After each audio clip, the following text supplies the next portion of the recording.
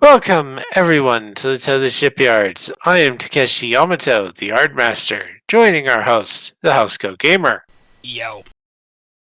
Today, we're taking a look at another Picard design, the Duderstadt-Class.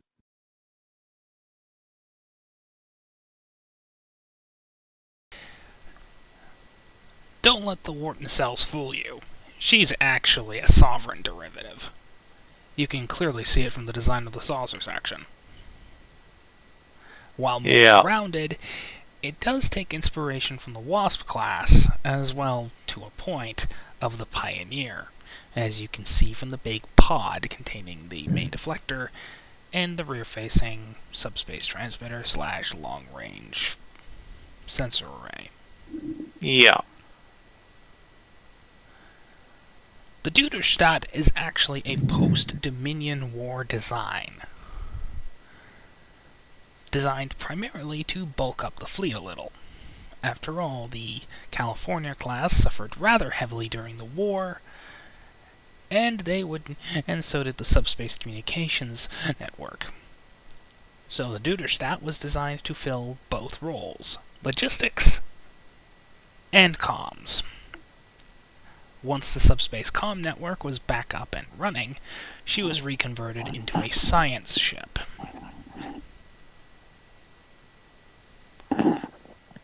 Some vessels actually hold a Calamarain in them, just to make reference to that.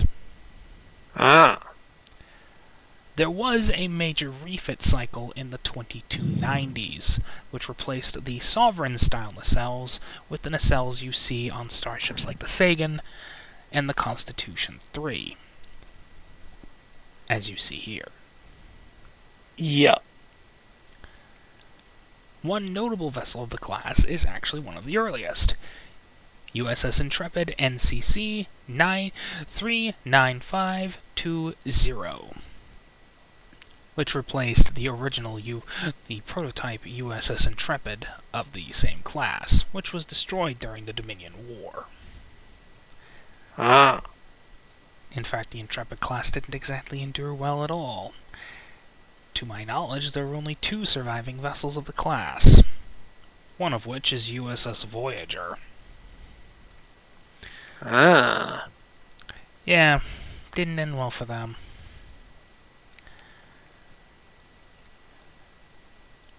The Intrepid is, of course, quite famous for intercepting the USS Titan, later USS Enterprise G, and, of course, for the angry starship moment. You know the one. Yeah. The one where she rises, flashing angrily, before finally going, "Hello, prepare to die." Yeah. The Intrepid would later repair her warp engines and return to Earth for Frontier Day. You can guess what happened after that. Yeah. Borg jacking. Yeah. Anywho, it's that time. We've given this thing an entered service date of 2378.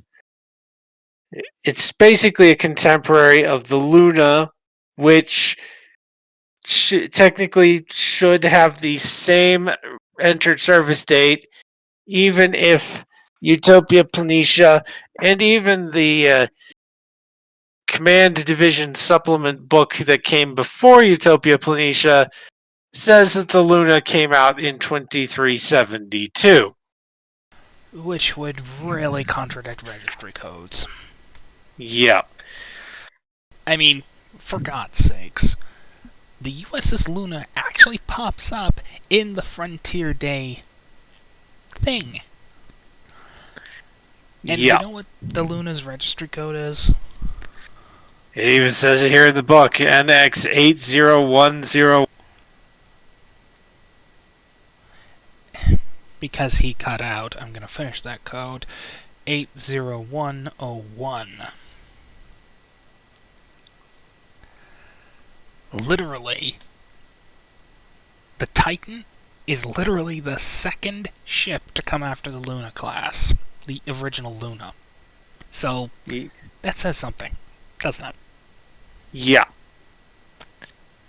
I will go ahead and give some basic stuff on the Luna just from the book before we get back to the Duderstadt. Basically, with the design success of the Intrepid class, Starfleet immediately began the parallel development of a heavy explorer capable of all the same exploratory and scientific assignments of the Intrepid class, but with larger research facilities, more computer processing power, and longer mission duration. The Luna class exited its design phase 8 months after her sister class, and while there were engineering delays, USS Luna NX 80101 slipped her dry dock over Mars in late 2372. Further delays occurred because of the outbreak of war between the Klingon Empire and later the Dominion. While the Luna class was approved for production, further vessels weren't launched until 2375. And again, we've already stated why that doesn't really make a whole lot of sense, even though I can sort of see mainly just because registry codes. Though I can see something like that happening for a Starship class. We're just not necessarily saying it happened with the Luna. I could see it happening with the Akira, with hundreds of hulls that were built but cancelled because the administration was being stupid. Yeah, or a ship design being produced, being greenlit in 2372, but tensions were saying no, we should focus on other things, like getting those Akiras online. Yeah, but anyway, back to the Duderstadt. It's a scale 5 starship, just like the Luna and the Connie 3, and it has comms 9, computers 11, engines 9, sensors 11, structure 9, weapons 10. For department modifiers, it has 2 points in security and 1 point in science. It has phaser arrays, photon torpedoes, and a strength 4 tractor beam. And it has fast targeting systems and high resolution sensor talent. For descriptor traits, the Federation starship is perfectly fine. I would like to reference a FASA design. I believe it's called the Wasp, but correct me if I am wrong. Which actually looks a great deal like the Duderstadt, just minus the pod.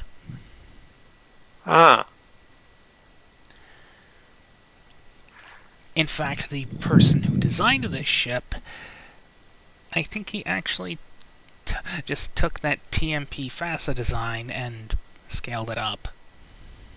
And before anyone asks, in universe, yes, this ship is named after the city in Germany. The producers can claim it was named after Doug Drexler's wife all they want. Is the ship named Duder? Is it? No, it's named Duderstadt.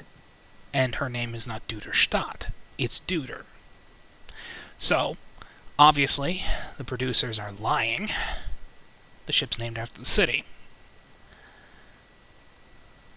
Yeah.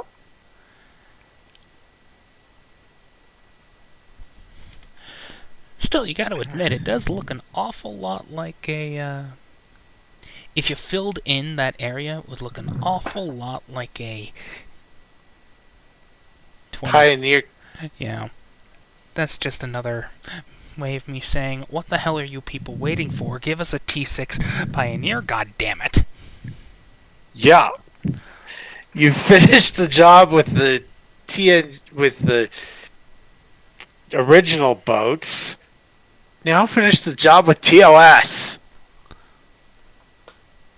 And honestly, we don't want 26th century designs with those TOS boats We want 25th. And 2270s. Yeah, give us TMP refits. Give us TMP refits of the Pioneer, the let's see, the Daedalus. I don't think the Daedalus would be a pretty good one. That would be over 150 years old at that point. Okay, the Pioneer, the Perseus, the Gemini, and the Ranger. We want we want TMP refits of all of them, and we want 25th century variants of all of them. Atlas 2. Just make the Ark Royal out of it. Yeah. And a 25th century version of that, because why the hell not? Yeah. I know we went a little ranty at the end there, but we love those boats, and they deserve more attention. After all, you canonized the Pioneer. Finish the job. Yeah. Bye-bye.